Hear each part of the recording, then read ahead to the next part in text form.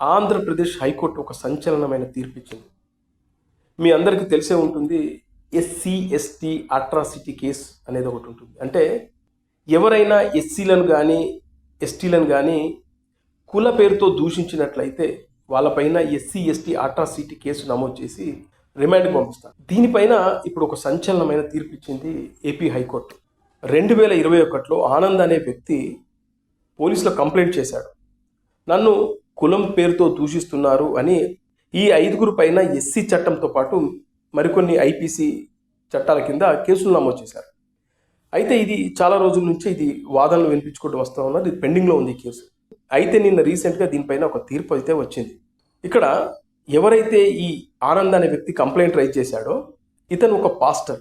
ఇతను హిందూ మతం నుంచి ఈయన క్రైస్తవంలోకి చేరారు, మతం మార్చుకున్నాడు.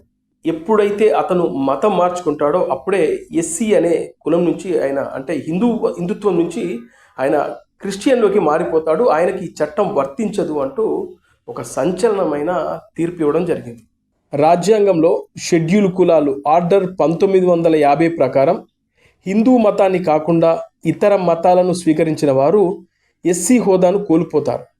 కుల వ్యవస్థను క్రైస్తవం గుర్తించదని, ఆ మతాన్ని స్వీకరించిన వారికి ఎస్సీ ఎస్టీ చట్టం కింద రక్షణ ఉండదని సుప్రీంకోర్టు తీర్పు కూడా ఇచ్చింది. ఇప్పుడు అతను ఎస్సీ కాదు, అతను క్రిస్టియన్. సో క్రిస్టియన్గా ఉన్న వ్యక్తికి కులాలు ఉండవు.